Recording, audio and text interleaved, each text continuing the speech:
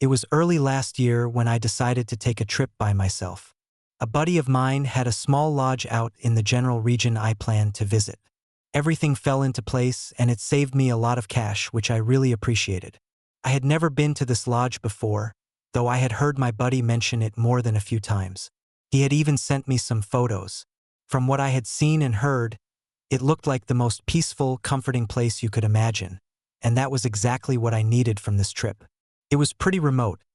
I'd say roughly a 45-minute drive from the nearest little town. That felt fairly distant to me, but a good chunk of the drive was on a rugged dirt path where you had to move slowly no matter what. When I got there, I probably stood outside for close to an hour, just soaking in the scenery and calm air. I could hear birds and wind, and not much else.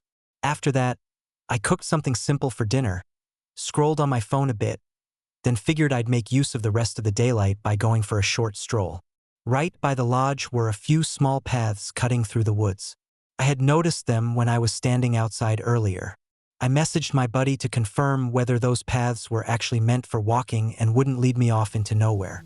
He told me they were safe and fine, and the one right behind the place went in a straight line through the woods and came out on the other side. That sounded good to me, so I put on a pair of walking shoes and headed onto the path. It wasn't the easiest trail I'd ever been on, but it wasn't bad either. It definitely wasn't the sort of trail someone could get turned around on, and that was all I really cared about.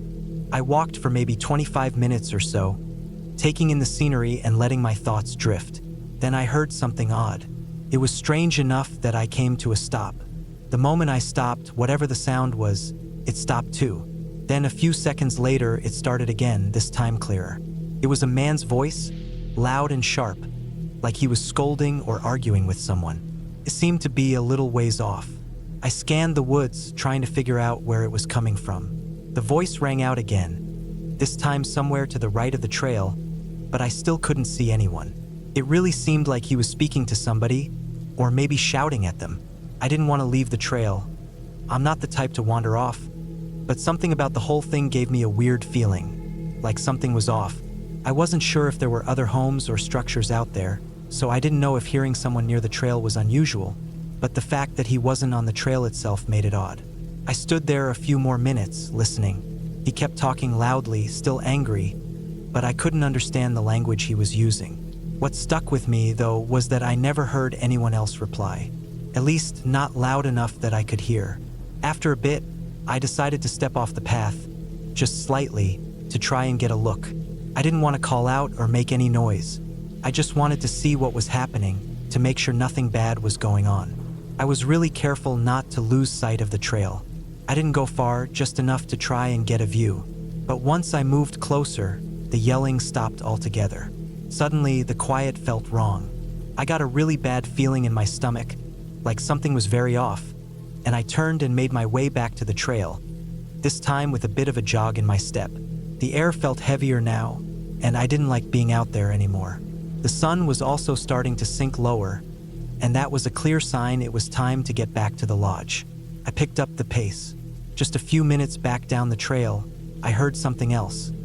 Leaves crunching in the woods off to the side. I spun around, but the shadows from the trees made it hard to see anything clearly. It wasn't just a squirrel or small animal either. It sounded like footsteps, fast like running, and coming from somewhere nearby but not too close. My chest tightened, and I just ran. I didn't stop until I was back at the lodge, where I quickly got inside and locked every door and window. I peeked out through the back window, and right away, I spotted someone approaching. He was wearing a thick sweatshirt with the hood up. He had something in one of his hands, but I couldn't tell what it was. In a moment of panic, I grabbed my keys, rushed to the front of the cabin, got in my car, and drove off as fast as I could. I never saw if the man followed or not. Later, after I talked to my friend, he assured me that no one was supposed to be around there. To this day, I have no clue what that man was doing, who he was speaking to, or what he was holding. But I do believe if I had stayed even a little longer, I might have disappeared for good.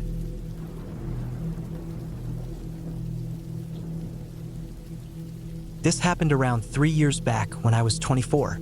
I was with two of my closest friends, Chris and Tyler. We decided to go camping at a place called Pine Hollow Reserve.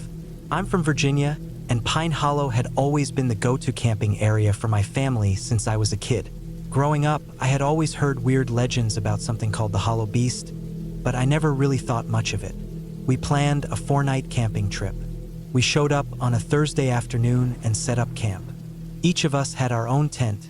Chris had a small tent for 2 people, while Tyler and I each brought larger 5-person tents. We didn't stay at the usual camping areas. Instead, we picked a remote, not-so-legal spot deep inside the reserve. Nothing happened the first night. The next day, we drove into the nearest town and spent most of the day wandering around. We got back to the campsite by about 6 in the evening. We lit a fire and were just hanging out when Tyler said he was going to go relieve himself. He walked off into the woods, but less than a minute later, he came sprinting back, yelling, "What the hell just happened?" Chris asked, puzzled. "There's something out there," Tyler said, out of breath. "Wimp," I said. "It's probably just a deer or maybe a black bear." Tyler went back to his tent. Chris and I stayed up for a bit longer before eventually turning in. Sometime around 3 o'clock in the morning, I heard something, or someone, moving outside my tent. I figured it was an animal and tried to ignore it. I eventually fell asleep again. By 7 a.m., I was up making breakfast. The 3 of us went hiking for the day. During most of the hike, I had this weird feeling that we were being watched. I tried to shake it off. We got back to camp around 4 in the afternoon and sat around the fire once more. Around 10 p.m., we all went into our tents for the night. At about 2 in the morning, I heard Chris unzip his tent. "What the hell?" he muttered.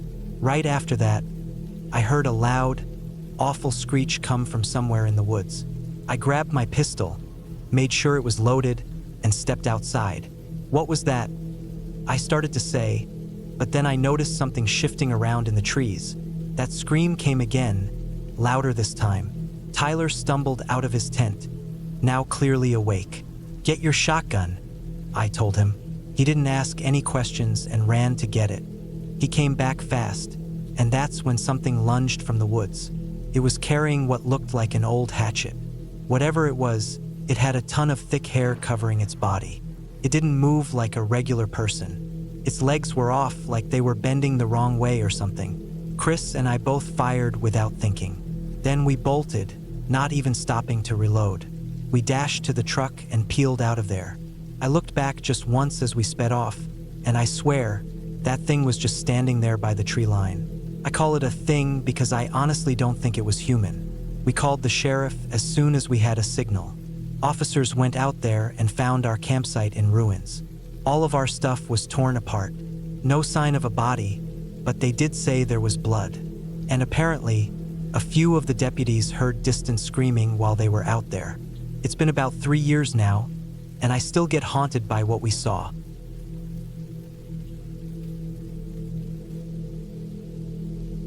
I'm 18 years old now and live in a small town surrounded by farmland in northern Ohio. This happened to me when I was 16. I had gone over to my friend's place to camp out in his backyard woods. I brought my dog along to help out with the raccoon problem he'd been having. Let's call my friend Jay. My dog was a golden-colored lab, while Jay had a big mixed-breed dog that looked part Rottweiler. I got to his place around 5:45 p.m. We said hi and went up to his room to play some video games for a while. While we were sitting there, both our dogs kept looking out his window, focusing hard on one particular patch of forest near the edge of the field behind the house. We just figured they might have seen a deer or some coyotes or something and didn't think much of it. After a couple of hours, Jay suggested we head out and start setting up our camp. I said sure, so we grabbed all our stuff from his room and headed down the stairs. On the way, he picked up his pellet rifle that was leaned against the hallway wall. When we got downstairs, his dad was on the couch watching TV. He asked what we were up to, and Jay told him we were going to camp out about 3/4 of a mile from the house. His dad gave a little wave and told us not to act dumb out there. "No problem," I said. We went outside, loaded up our camping gear onto the back of his dad's ATV, and took off down a narrow dirt path that ran along the cornfield and beside the woods. The sun was just about down, with an orange-pink glow sitting low above the corn stalks. "We better get camp set up quick or the forest spirits might drag us away," I joked. "Shut up," he said, laughing. Once we reached our spot, we parked the four-wheeler and carried our gear into the woods. After a little work, we had the tent up, our stuff organized inside, and a small fire lit. My dog was stretched out next to the fire chewing on a chunk of wood. Jay's dog had wandered off into the trees nearby. We sat by the flames for a while, drinking soda and messing around. Then Jay suddenly stood up from his camping chair. "Oh no," he blurted. "What?" I asked. "I forgot a bunch of stuff back at the house." I offered to stay back and watch the fire while he ran to go grab it. He agreed and walked off. So there I was, sitting alone in the forest with the two dogs. It was a cloudy night, no stars or moon showing, so the fire was the only light I had. About 5 minutes passed, and I started to get a weird feeling. Something felt wrong. It was totally silent. No frogs, no wind, not even the buzz of bugs. It made me uneasy, and I sat up straighter, trying to listen for anything. That's when both dogs suddenly let out deep, angry growls, looking toward the woods. I stood up and looked around. I scanned the trees in every direction, and then I saw it. Roughly 15 feet away, something was standing just behind a clump of trees. First, I thought it was a tall person. It had to be close to 7 feet tall, dark skin or maybe covered in grime, and thin, bony arms. Then I saw the hair. It had patches of long, filthy hair hanging in strings all over its head and shoulders. That wasn't a person. Its eyes were the worst part, icy, almost glowing. I couldn't tell if they were giving off light or just catching the fire's reflection, but they looked straight through me. The dogs started barking furiously. The creature turned its head toward them and let out the loudest, most horrible scream I've ever heard, like metal scraping against metal, mixed with a howl. Both dogs instantly stopped barking and tucked their tails, backing away. The thing turned back to me. I whispered under my breath, "God help me." As I said that, it made a sound like it was chuckling. I was sweating. My heart was hammering. I glanced down and saw that Jay had left the pellet rifle leaning up against a log. I thought about grabbing it, but I couldn't move. I was stuck, staring at this thing as it watched me. I stepped forward. That snapped me out of it. I lunged toward the ground, grabbed the gun, and lifted it in one fast motion. I aimed at its face and pulled the trigger. The pellet hit right between its glowing eyes, but it didn't care. It let out that awful laugh again, even worse this time. And then, still watching me, it slowly backed into the darkness between the trees. I felt sick. My knees were shaking, and I thought I might faint. When Jay came back a few minutes later, I didn't even let him unpack. I told him we were sleeping in the house, and that's exactly what we did.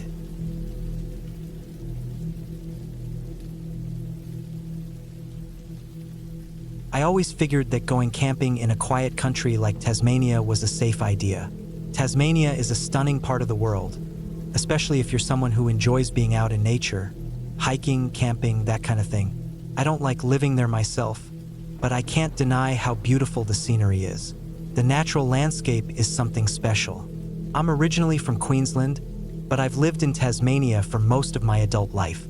The wildlife here is unusually calm, especially when you compare it to mainland Australia.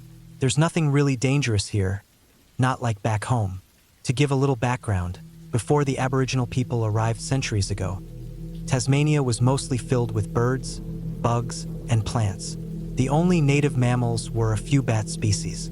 People sometimes call them the phantoms of Gondwana. That's due to how long this place has been isolated. When people first came, they brought dogs, pigs, and rats.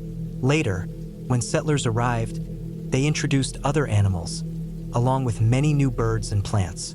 But even now, the chances of being hurt by any animal while out camping here are next to nothing. The biggest predators are foxes, wild cats, and the occasional stray dog. In my 36 years living here, I've never actually seen a feral dog out in the wild. I've never seen a fox or a wild ferret either. Sometimes I've come across a cat, but even that isn't common. I still complain about living here sometimes, but I always tell people it's worth visiting once just to take in the views and peacefulness. A cousin of mine from back in Queensland took me up on that offer. We hadn't really seen each other since we were really little. I have this faint memory of her when we were about 4. She's just a bit younger than me, so she doesn't remember it at all. We got back in touch online a long time ago and kept in regular contact. She's easy to get along with, and when she told me she was planning a trip to see Tasmania, I was looking forward to it. I planned a trip down along the west coast where I live, a place called Strathmere. I personally think the west is the best part of the island. It's got forests, mountains, and beaches all packed into one stretch. We were set to have a great trip. After she landed, we stayed one night at my place, then headed south the next day. The first planned stop was a national park near Mount Roland, but when we got there, it was pouring rain. I didn't really want to deal with setting up 2 tents in weather like that. We kept driving and eventually found a small free campsite deeper in the bush. It wasn't raining there, so we figured we'd pitch our tents and settle in. By then it was getting late, nearly dark. The campsite was next to a small river and surrounded by dense trees, but being Tasmania, I wasn't worried. There just isn't much in the way of dangerous wildlife around here. While getting things set up, I realized the tent I'd brought for myself was missing a pole, couldn't be put up properly. That meant I'd have to sleep in the same tent as my cousin. It wasn't a big deal. We're family, even if it felt a little awkward at first. Me being a guy and her being a woman, we were both fine with it. We got a small fire going, made some food, and talked for hours under a clear sky. We talked about all sorts of things, everything and nothing. It was the kind of evening you remember for a long time. Eventually, we got tired enough to call it a night. We crawled into the tent and kept chatting until we drifted off. Sometime in the middle of the night, I jolted awake from a horrible noise. I sat up quickly, heart racing, and looked toward my cousin. Everything looked drained of color in the dark, like black and white film. What I saw still haunts me. Thick dark fluid was spilling from her mouth. She was choking and twitching. Her head turned slowly from side to side. Blood was everywhere, pouring from a deep gash in her throat. She was bleeding out and suffocating at the same time. I had no idea what was happening. I froze. I couldn't move. Something or someone had torn her neck open. I couldn't process it. I just panicked. Then suddenly I woke up again. For real this time. It had only been a dream, but it was so real. It didn't feel like a dream at all. I was shaken. My heart was still thudding in my chest. Eventually, though, I calmed myself down enough to go back to sleep. In the morning, I told her about it. I described how vivid it had felt. I told her how I'd seen her bleeding and choking, blood soaking into her sleeping bag. It had looked so real. We both laughed it off. It was just a bad dream, after all, until I unzipped the tent door. Right outside, no more than 2 steps from the flap, was a dead animal. A rabbit. Its throat had been torn wide open, but it hadn't been eaten at all. No bites taken. No signs of scavenging. Just ripped open and left lying there. The cut was vicious, messy, almost angry. It hadn't been there the night before. I was sure of it. We would have seen it when we went to bed. And in this country, nothing like that is supposed to happen. There are no big predators in Tasmania that hunt rabbits like that. Even feral cats usually at least eat their prey. Whatever had done this had gone for the throat and then just left it. Almost like a message, as if it was meant for us to see. I've never experienced anything like that. I still don't know what could have caused it. Maybe there's something out there people haven't discovered. Something that watches, waits, and warns. Whatever it was, it left a mark on me. Even now, all these years later, I still get a shiver when I think about it.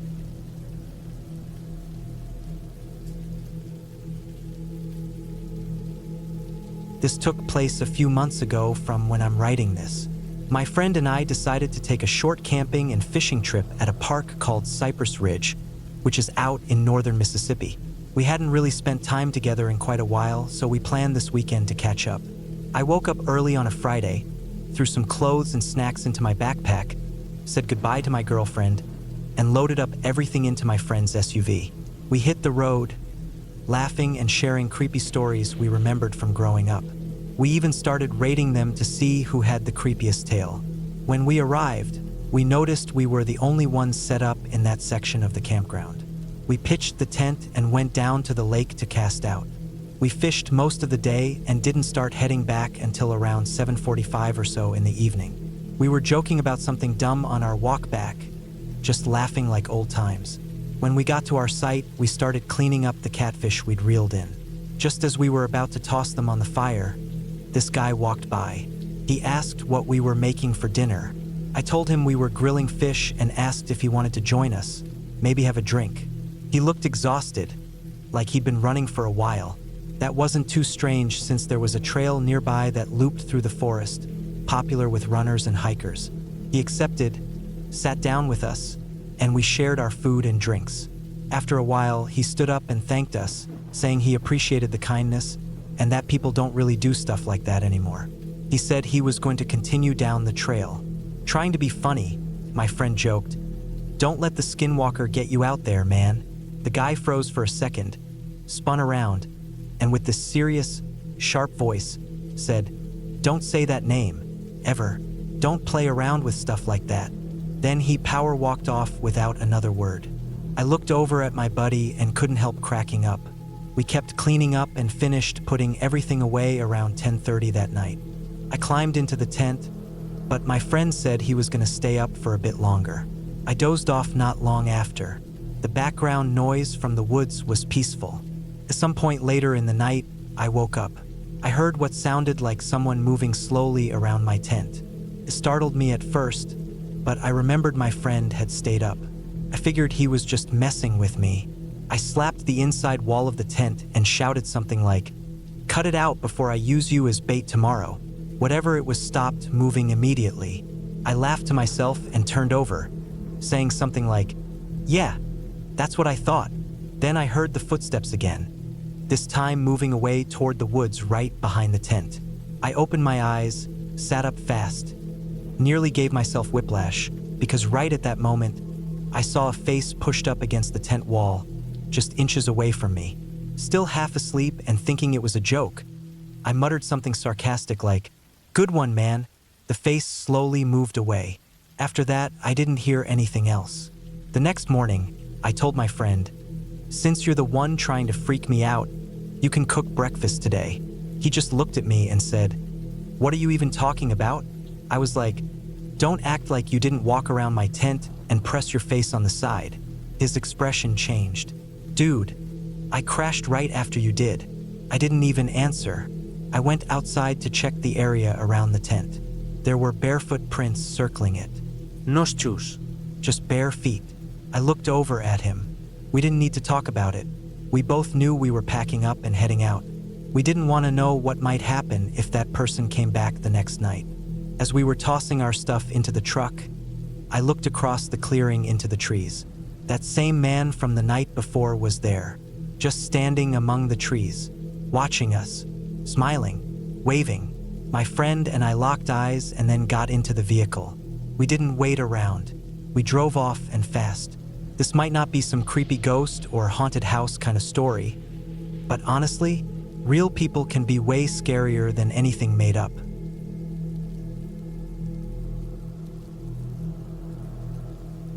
When I was a kid, my mom always told me it was all right to keep an open mind about things we couldn't explain. Spirits, demons, life on other planets. She said she believed all of them were possible. Ever since I was little, she would share loads of stories from her own life, some involving paranormal things, and others dealing with real, terrifying people. One particular memory she passed on has stayed with me more than the rest, mostly because it involves both. She was born in Ireland, but for several years, from the time she was about 6 until nearly 13, she lived with her family in New Zealand. Somewhere around the age of 6 or 7, her father took her and her 2 brothers, my uncles, on a short trip to a small wooden lodge owned by one of his old acquaintances. It was way out in the middle of the New Zealand bushland. You need to understand how completely isolated this spot was. It was remote, no neighbors anywhere, not even within driving distance. On the property was a small lake, a few trees spread out across the land, and a wooden footbridge arching over the water. They'd planned to stay there for just over 2 weeks. But as you'll find out, they didn't make it past the 9th day. The beginning of the vacation passed without anything unusual happening. But my mom quickly noticed that something about the man who owned the cabin just didn't sit right with her. For now, I'll refer to him simply as the caretaker. This man would frequently hang around the children, my mother and her brothers. He was always chatting with them, and over time, his questions started getting weirder and more personal. The way he focused on them, especially on my mother, gave her a sick feeling, but being young and raised to always show manners, she usually answered him with a smile. Keep in mind, she was only 6 or 7 years old at the time. She hardly understood why what he was saying felt wrong. Also, it wasn't like her father was neglectful. He was always somewhere nearby on the property.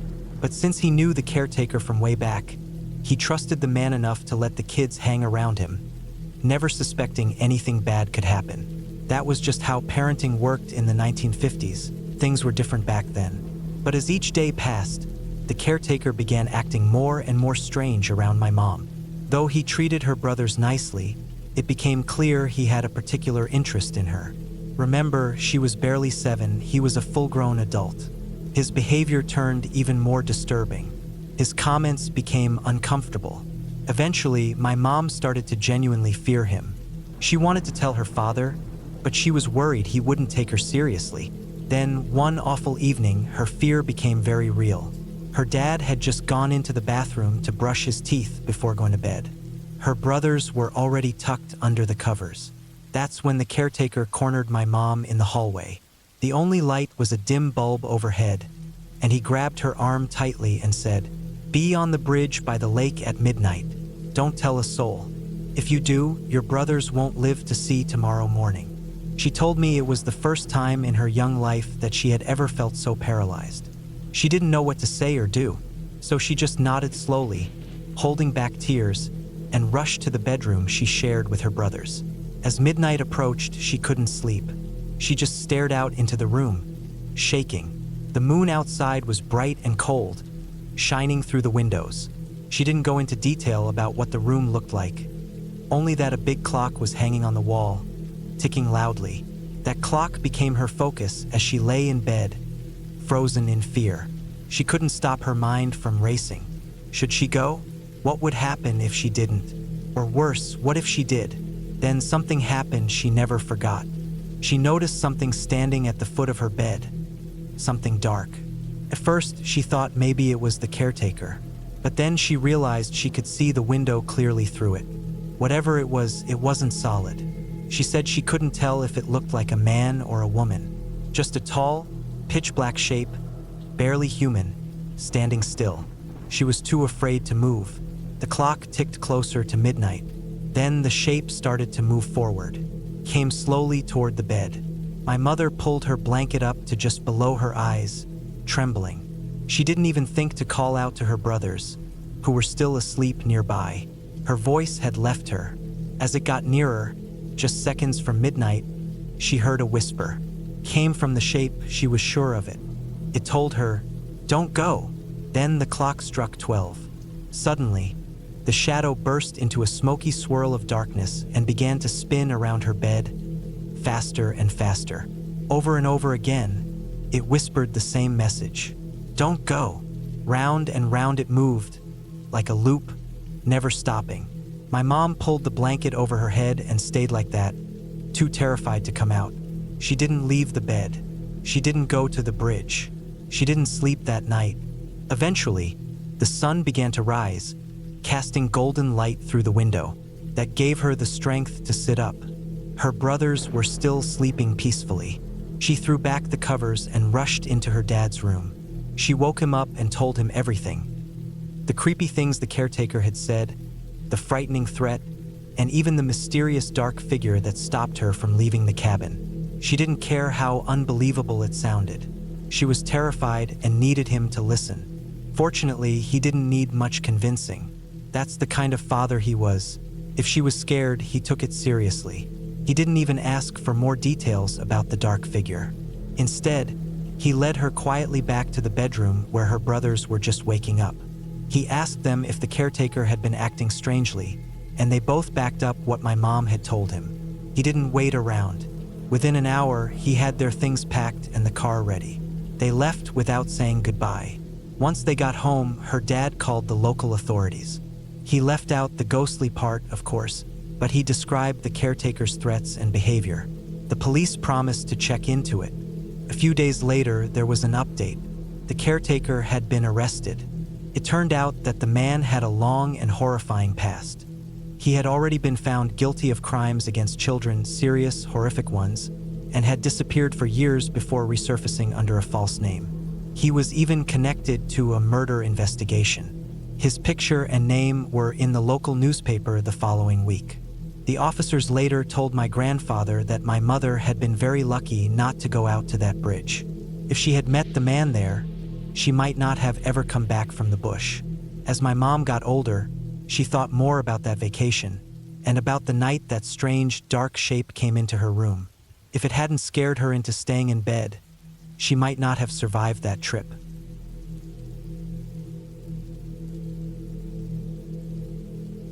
This story is brought to you by our sponsor, Truva, a modern digital protection platform. Truva helps you scan the internet and remove your personal details from data sites, shady online directories, and even the dark web. These places often make money by selling your personal information, so getting that data erased is important, and Truva makes it incredibly easy. With their no-cost trial, I signed up in minutes, and Truva quickly began scanning and deleting my private data. It found dozens of websites listing things like my full name, cell number, and home address. Without it, I wouldn't have had a clue. Afterward, Truva kept watching my information and alerted me right away when anything suspicious popped up. They even have a tool that helps you protect your home internet connection to keep your devices safe. Unfortunately, ID theft and online scams are incredibly common these days. Millions of people in the US deal with the fallout every year, losing a lot of money and time. With Truva, I feel like I've finally got some real peace of mind when it comes to online safety. You can try Truva free for 2 weeks by visiting truva.com/safehome or using the QR code shown on screen. This trial helps you find out if your info has been leaked and lets you delete it from big platforms, all while keeping your identity guarded. I strongly suggest giving the free trial a shot to see if your info is being shared and to take back your security. Thanks again to Truva for supporting this video and helping us stay protected online. A close friend of mine and I used to live just outside of Portland, Oregon. For the last few years, we'd gotten really into hiking and camping. There was something about being out in nature, putting up a tent, and just staying there surrounded by animals and the wild that felt really special. This happened in early spring of 2020. We had lined up a pretty standard camping trip, not too far from town. But because of our different work shifts, it was tricky finding a few good days that matched. A few days before we were supposed to leave, my boss changed my time off and pushed it back one day. That threw off our plans. I told my friend, let's just call him Chris, and he said not to worry. He offered to head out by himself and spend the first night alone. He was totally fine with that and said it might even be nice. He let me know once he arrived and got everything set up. It sounded like things were going well. The next morning, I got in my car and started driving to the site. It wasn't a super well-known place, but there were plenty of other campsites nearby. Ours had a proper trail and a cleared-out spot, so we weren't just randomly camping deep in the woods. While driving, I sent him a message, but my phone dropped service before I could get a reply. While walking to the site, I kept checking my phone whenever it would briefly get a signal. Still no reply. I figured it could have been my phone acting up, or maybe he didn't have a signal either. There were dozens of reasons why the message might not go through, so I didn't think too much about it. When I got to the site, though, something felt wrong. Chris was gone. I looked around, checked inside the tent, around the fire pit, and down by the trail. Nothing. Still, I didn't panic right away. There was a small river nearby he might have gone to fish at, and there were a couple of short trails with decent overlooks. He could have been anywhere. I put my bag down, put up my tent, and got a small fire going so I could heat up the canned stew I'd brought. It was only a little afternoon, so if he was out wandering, he probably wouldn't return until the late afternoon. But as the hours passed, and it got closer to 5 in the evening, I started getting uneasy. I tried to track where he might have walked by checking for footprints, but there were so many overlapping boot prints that it was impossible to tell. I still didn't have any cell signal, so I couldn't call or send a text. I didn't really have a good way to look for him, and heading out alone with the sun going down felt like a risky move. So I stayed put. I added some more firewood and sat by the flames, doing my best to keep calm, but my mind kept going to the worst-case scenarios. Was he injured? Did he get turned around on the trail? Or was he just taking his time and having fun? And then I saw it, a light. It flickered between the trees ahead, moving around like it was coming from someone walking with a flashlight. It was near one of the trails. A wave of relief hit me, and I figured it had to be Chris. The light came closer. I even started hearing faint steps on the leaves. But just as I expected to see him come out of the trees, the light shut off. The footsteps stopped. I waited, confused. "Chris," I called out. Nothing, not even a sound from the trees. My stomach sank. I called out again, louder this time. "Chris, is someone out there?" No reply, just silence, like the woods had swallowed everything whole. I sat frozen, staring into the darkness, trying to listen past the sounds of the breeze and rustling branches. I waited there for over an hour, too afraid to leave but too shaken to stay still. I didn't hear any more movement, but I couldn't shake the feeling that someone, or something, was still watching me. I made a choice. I quickly packed up my gear, barely bothering to fold anything neatly. I kept glancing over my shoulder, half expecting something to move through the trees. Whatever instinct I had told me to get out, and I listened. Thankfully, I made it back to my car without anything happening. I don't think I was followed, but when I reported everything to the local sheriff, they said they wouldn't be able to search until the next day. We went back together in the morning. Everything at the campsite was just how I'd left it, but Chris was still missing. Search teams eventually found a trail of footprints, his and a second set right beside his, leading off the main path into deeper forest. Chris never came back. After a few days of searching, the case went cold. Authorities think someone may have been out there, maybe the same person I saw or heard the night I arrived, and maybe they had been with Chris that first night. I still wonder if things would have turned out differently if I had been able to go with him from the beginning. Or maybe I would have disappeared too.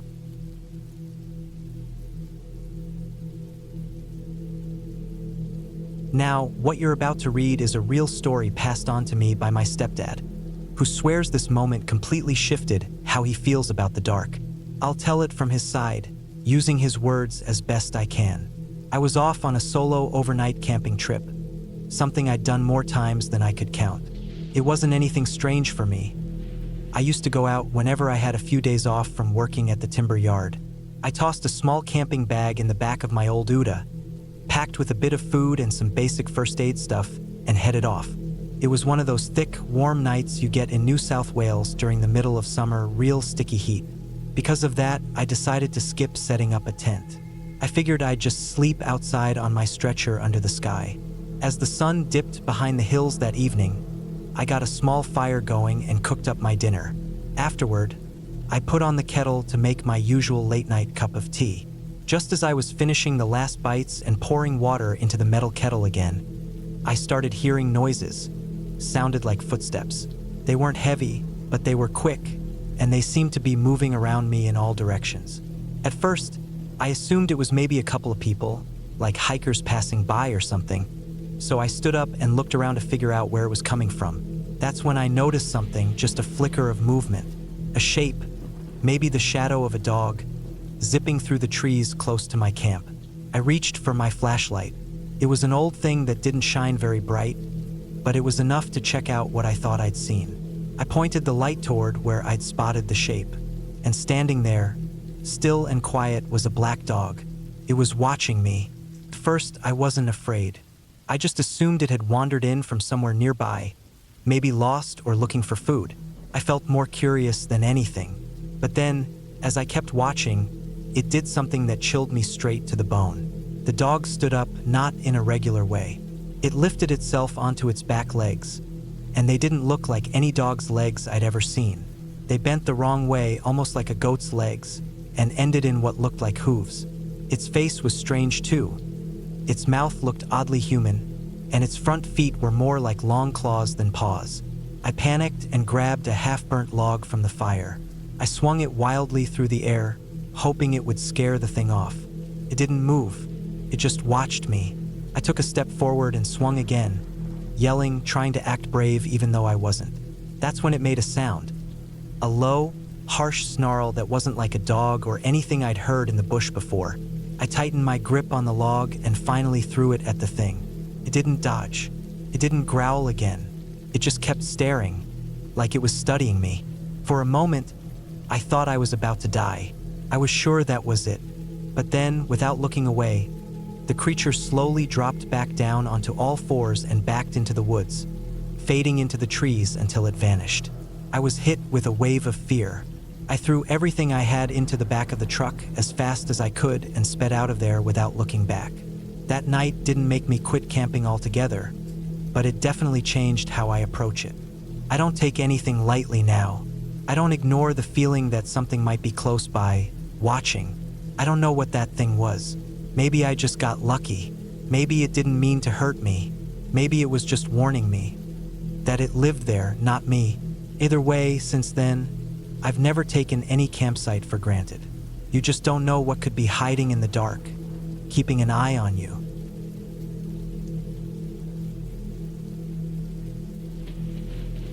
I went camping in a well-known forested area in northern Utah. I lived a few hours away, but I usually came out here every few months when the weather was good. I already had my tent set up and had been there for 2 full days.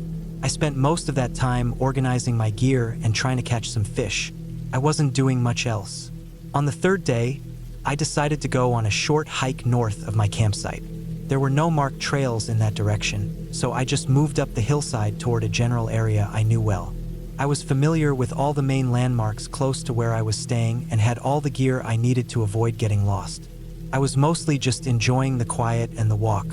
It was probably a little after noon when I noticed a thin line of smoke rising from behind me. It looked like it might have been coming from somewhere close to my camp. I moved around a bit to get a better angle, and from what I could tell, something was burning, maybe right at my site or very nearby. I hurried back, concerned about what might be going on. I was sure I hadn't left my fire unattended, so I didn't understand what could be burning. When I got to within a quarter mile of where I had seen the smoke, it became clearer that the fire wasn't coming directly from my setup. I made it back and confirmed everything at my site was still fine, but the smoke was definitely coming from somewhere nearby, just far enough into the trees that I couldn't see the source. I considered going to check it out, but the only likely explanation at that point was someone else's fire. Still, it was weird that someone would be all the way out here because there were no paths that led directly to this area. I didn't want to randomly bump into people out here, especially strangers, so I stayed where I was. I didn't really dwell on it after that. I just carried on with the rest of my day, doing small things around the site. Probably about an hour later, I casually glanced around and froze in place when I spotted a person standing among the trees. It startled me because I hadn't expected to see anyone out here, especially not like that. The way he was standing made it seem like he had been watching me. I didn't even know how long he'd been there. I slowly raised a hand and gave a nervous wave, but he didn't react. He was far enough that I couldn't tell for sure if he was looking straight at me, but his body was facing my direction. After about a minute, I went back to what I was doing, though I kept glancing up to check if he was still there. He stood in the same spot for nearly 15 minutes before I finally noticed he was gone. That left me feeling deeply unsettled. There just didn't seem to be any normal reason for someone to act like that. I kept watching my surroundings for hours after that. Eventually, I walked over to the area where I had seen him standing. I wanted to check if there was anything there that might have caught his attention. But I didn't see anything unusual. It was just more trees and brush, nothing out of the ordinary. I made my way back to camp as the daylight started to fade. I kept trying to convince myself that it wasn't a big deal and I was just getting paranoid. But the more I thought about it, the more uneasy I felt. By the time the sun had fully gone down, I still hadn't seen anything else strange. I was sitting just outside my tent watching the fire I'd made. I had no idea how long I'd been there, probably at least an hour, when I noticed a soft, flickering light to my left. It looked like another fire, coming from deeper in the woods nearby. What struck me as odd was that it wasn't in the same direction I'd seen the smoke coming from earlier. It was closer to where I'd seen the man standing. I got to my feet, that same feeling of dread rising in my chest again. When I focused on it, I could actually make out the base of the fire, but I didn't see anyone near it. I let my eyes roam slowly through the dark trees, searching the area carefully. Then I saw something else. Behind a bush only 10 or maybe 12 feet away from me, there was a face staring right back at me. My heart dropped immediately. That kind of fear hit me like a punch. For a few seconds, I just stood there frozen, staring at him. It looked like he didn't know I could see him. He was clearly watching me, but he wasn't moving at all. I took a few steps backward until I was behind my fire again, never taking my eyes off where he was crouched. That next half hour dragged on in the most terrifying way I've ever felt. The figure didn't move at first. He just stayed there, hidden behind the bush, barely visible but clearly there. Eventually, he began slowly backing away into the trees, never standing up fully, just crawling or crouching. He moved quietly until he was swallowed up by the darkness. I sat up the entire night, wide awake, eyes darting around constantly. I didn't see anything else after that. Once the daylight was strong enough to see clearly, I packed everything up in a rush and left the forest, walking fast and keeping alert the whole way back to my vehicle. Whatever was happening out there, it was far too strange to stick around and figure it out. Something in my gut told me that staying any longer would mean putting myself in danger I didn't want to understand.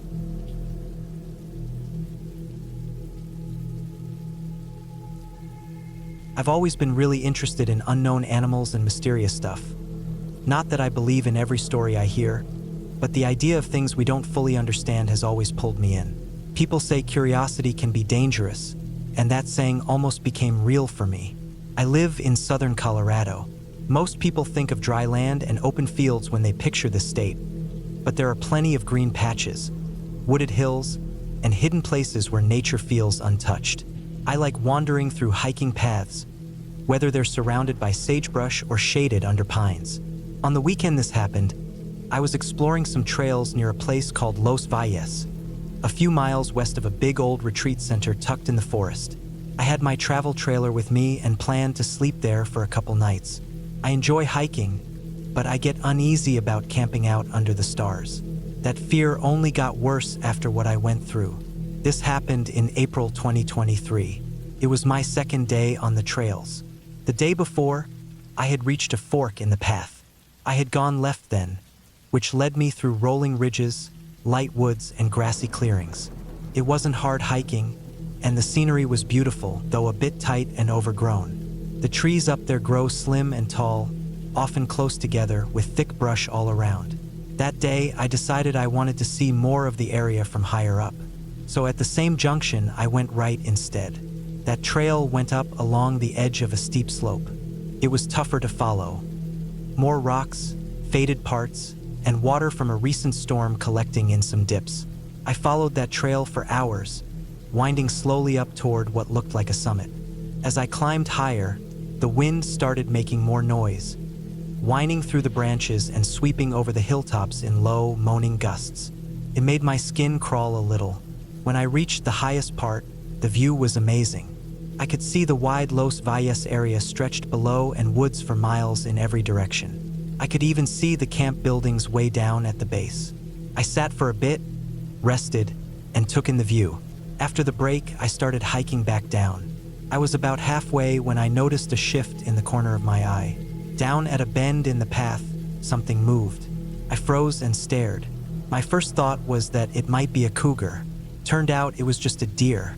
I let out the breath I was holding and prepared to keep walking. Then I heard an awful crashing sound from the direction the deer had gone. I turned just in time to watch something huge drop from a nearby tree right onto the deer.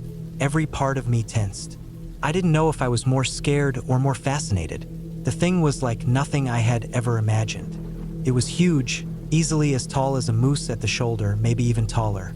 Its outer skin looked almost exactly like the light wood of the surrounding trees.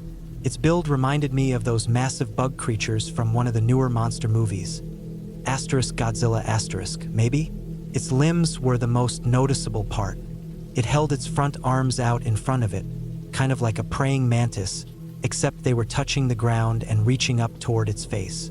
The arms had multiple joints and curled, thick ends. They were wide too, probably over a foot across. I saw blood dripping from the tips as they pulled out of the crushed deer, which was twitching on the dirt. Its back legs looked like a big cat's, but each had long toes tipped with sharp, claw-like talons, almost like a bird's. The claws were the same width as the legs themselves, but the worst part was the face. It looked like a bat with a short, broad snout. Its eyes were small, and it had long, pointed pieces sticking out behind its head like jagged ears.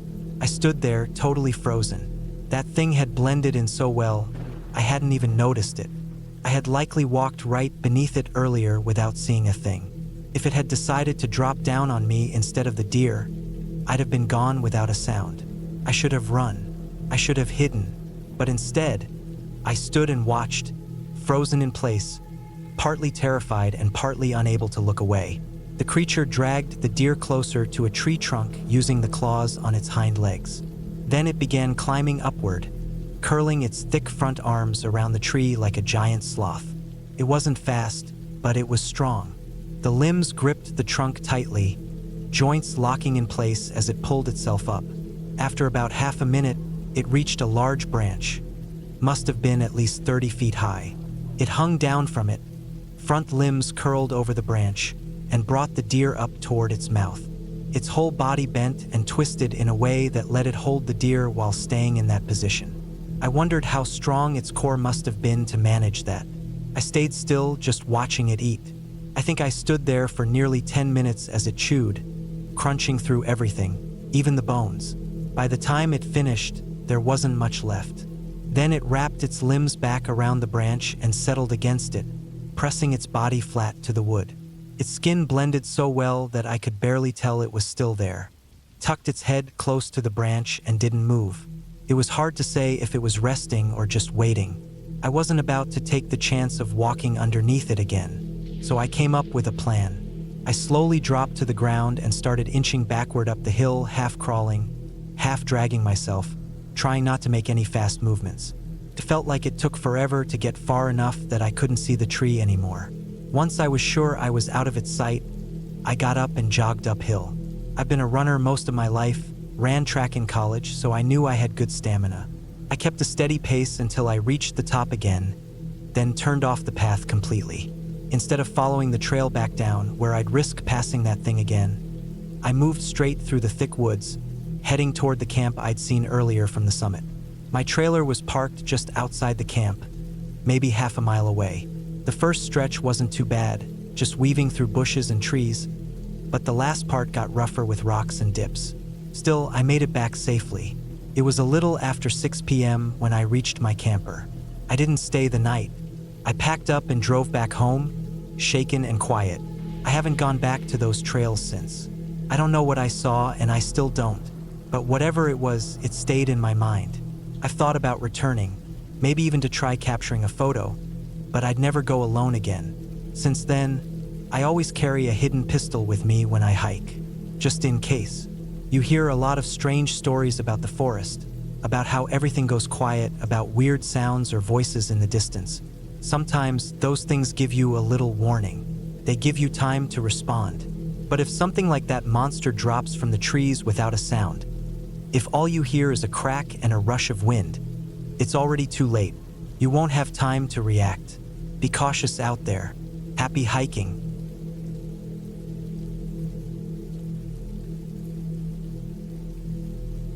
This happened around 12 years ago when I was 15. Even now, it gives me a chill just thinking about it. I've camped in some strange, sketchy spots, and I've had my fair share of strange encounters. But out of all those moments, this one stuck with me the most. Back then, my stepdad Greg and I would go camping during my school breaks. We were living in northern Victoria, and we'd often take off into the bush for a bit of a guy's trip. Greg passed away a few years ago, but he always loved getting me into the outdoors, teaching me basic survival tricks and bush skills, stuff I still remember and use. That year, Greg and I decided to head far off the usual path to a place called Miller's Crossing. It was a solid 9-hour drive from the nearest town or any phone signal. It wasn't much different from our regular adventures, just a bit farther out. After what felt like the longest drive ever, especially from a teenager's point of view, we finally reached the area where we planned to set up camp for the next 6 nights. We didn't waste any time putting up the tents and setting up a makeshift cooking spot. Once that was done, we grabbed our rifles and went for a short hunt, trying to spot any wild boar before it got dark, and before I started complaining about dinner. As the sky began to darken, we made our way back to the campsite. But something felt off. When we got back, both our tents had been knocked over. It looked like someone had crashed right through our camp and flattened everything. Greg looked at me and said, "Looks like it's a night under the stars, buddy." He always tried to make the best of things, even when they were clearly not good. I gave him a half-hearted laugh, but deep down, something didn't feel right. We'd been camping together countless times, even in spots more remote than this, and nothing more serious than a missing shovel had ever happened. I tried to ignore the uneasy feeling and helped get our sleeping gear under a bit of natural cover.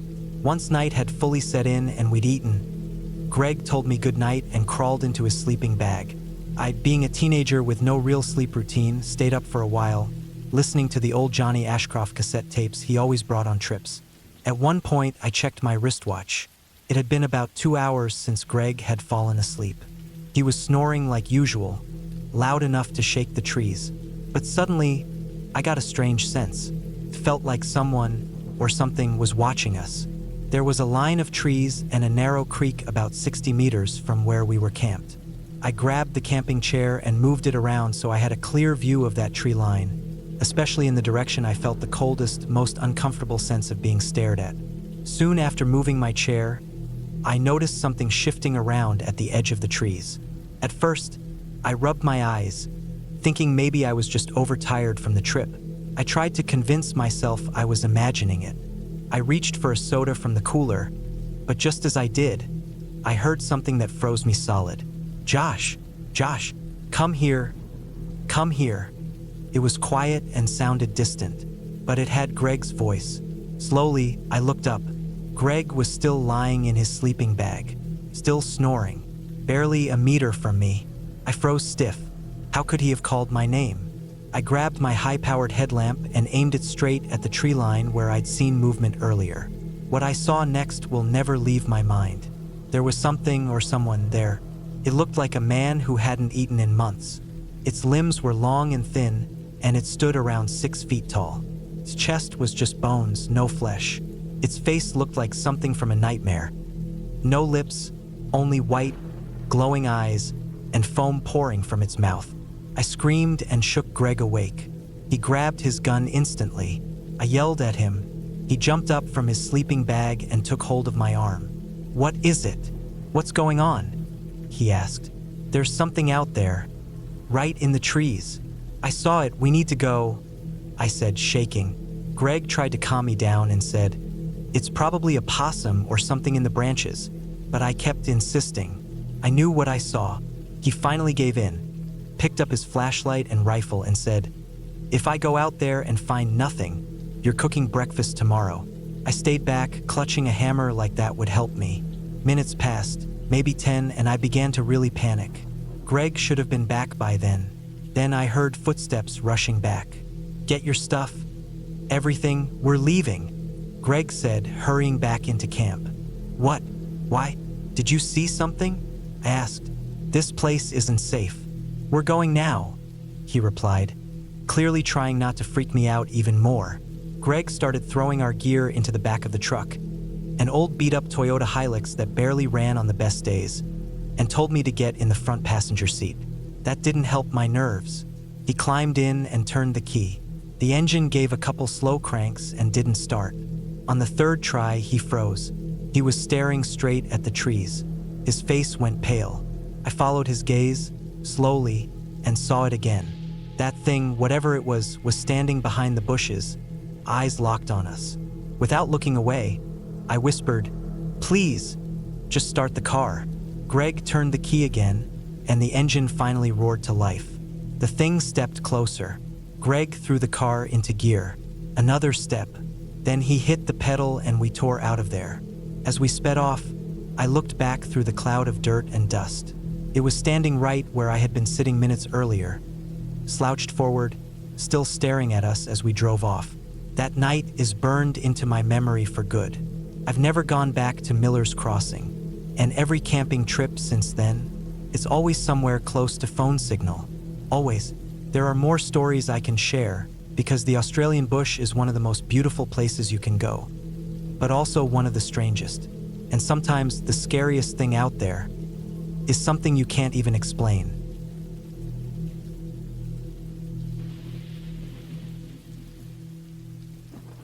I've encountered plenty of animals in my life, both wild ones and pets, but nothing I've seen ever matched what I came across that weekend. I've seen lions in wildlife parks. I've come across feral pigs, mothers with their young, critters that live in trees like sugar gliders and fruit bats, and all sorts of other clawed and sharp-toothed things. But what I saw out there that night still haunts me. I was in my early 30s, still fairly fit after having 2 kids, and still had a playful streak in me. I was out camping alone, and that night I was trying to drift off to sleep. If you've ever slept in the bush, you know the soundscape. Chittering insects, night birds, geckos making those loud popping noises that make you want to bury your head under a blanket, wild dogs yelping far off. I was trying my hardest to fall asleep through it all when, suddenly, it all cut off, like someone shut down the world's volume in one snap. Everything stopped. No crickets, no owls, no wind, just dead quiet. Before I could even register how strange it was, I heard something starting to scrape along the side of my tent. It was like the slow slice of a razor through tarp. A ripping sound, steady and deliberate. My heart started to pound. I grabbed the things I always kept close. My field knife, a small canister of pepper spray, and a heavy flashlight. I waited. The noise outside eventually stopped. I held still for a long while, just listening, unsure if it was gone. Finally, I worked up the nerve to unzip the tent and step out. I wasn't prepared for what I saw. There was blood, all around, smeared across the dirt and even splattered on one side of the tent. But I hadn't hunted anything that day. I hadn't even brought food that could attract big predators. My stomach turned. I felt lightheaded, like I might throw up. I turned slowly, scanning the shadows, trying to see if anything was nearby, whatever had caused this. That's when I heard the leaves rustling above me. I froze, glancing up into the dark canopy overhead. I could barely breathe. My whole body felt like it was wound tight. Something was up there, watching, waiting. Then it dropped. Out of nowhere, something fell from above and landed right on me. I went down hard. Whatever it was, it had claws and teeth and it slashed at me with both. I swung my blade wildly in the dark. I caught something, I think, and it yelped, then scrambled off me. I heard a loud thump, like it hit the ground, and then the frantic patter of something four-legged sprinting into the bush. I scrambled up, blood pounding in my ears, and tried to shine my torch in the direction it had run. I only caught the briefest glimpse before it vanished into the underbrush. What I saw made my skin crawl. It had tall ears like a desert fox. Its eyes glowed a bright, angry red. No pupils, no whites, just full, solid red. And then it was gone. It vanished so fast it might as well have never been there at all. The forest was silent again. Not a sound, just the wind in the high branches, barely audible. Like I said at the beginning, I've been around animals my whole life, but that wasn't like anything I've ever seen. I didn't waste another second. I ran full speed back to my camper van, heart racing, hands shaking. I threw myself in, turned the key, and got the hell out of there. I didn't even stop to pack up the tent. I drove until I hit the next town, headlights slicing through the empty road, praying I wouldn't see those red eyes in the rear view.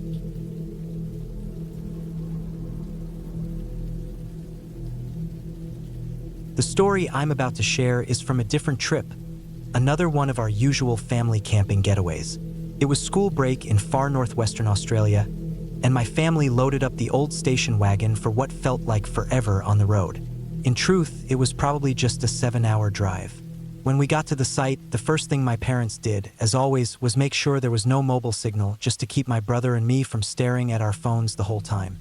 Once the sun went down, we put up our tents and spread out the sleeping bags, then sat around the fire trying to keep some kind of conversation going with the folks.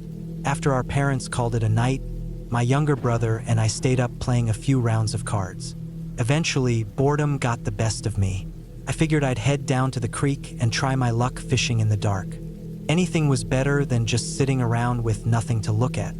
I picked up my rod and tackle gear, clipped on a headlamp, and started walking away from the camp. My brother, always the one with more sense, decided to stay near the safety and light of the fire. The farther I got from the camp, the more something felt off. There was this odd uneasiness starting to build in my gut. It wasn't overpowering, nothing strong enough to make me turn back, but definitely there. The walk to the creek was probably about 120 meters. I could still faintly make out the glow of our fire behind me. I cast my line into the slow-moving water, sitting there quietly, hoping something might bite. It was peaceful at first, until I started hearing twigs snapping somewhere off to my side. Right away, the calm turned into tension. I glanced around, half expecting to see my brother playing a prank, but he never would have come that far without light. Just to be sure, I called out, "Tom, is that you?" Silence. Then came something worse. I heard what sounded like a woman sobbing, somewhere nearby in the shadows. My hands fumbled with the switch on my headlamp.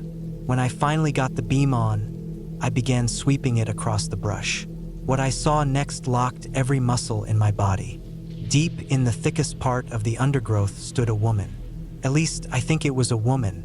She was floating, just hovering there. I couldn't see her legs at all, just her upper half. Her clothes were in tatters, and her face was something I'll never forget. She had long, tangled black hair falling over her features. I couldn't make out any eyes. Her arms, both of them, were streaked in something dark that looked like blood. I let go of my rod instantly. She turned to face me. That was all it took. I turned and ran like hell. I sprinted all the way back to the camp, the back of my neck cold as ice the whole way. "What happened? Where's your stuff?" my brother asked, startled. It broke. Why'd you run like that? You look like you saw a ghost or something." "I dunno. Maybe I just scared myself." He laughed. "You're such a chicken. I didn't sleep much the rest of that night, or any other night during the trip, and I didn't leave the safety of the campsite after dark again." On the way home, I casually asked my folks, "Hey, there's no one who lives near that area we stayed, right?" My mom answered, "No, love. There's not a house or road for ages out there." But my stepdad cut in. "Heard someone drowned in that creek a long time ago. A woman, I think." Mom gave him a hard nudge on the arm. Still, my whole body went stiff hearing that. It felt like confirmation that what I saw that night wasn't just in my head. Even now, I try not to dwell on it. I've got more questions than explanations, but I push it to the back of my mind every time it creeps back in.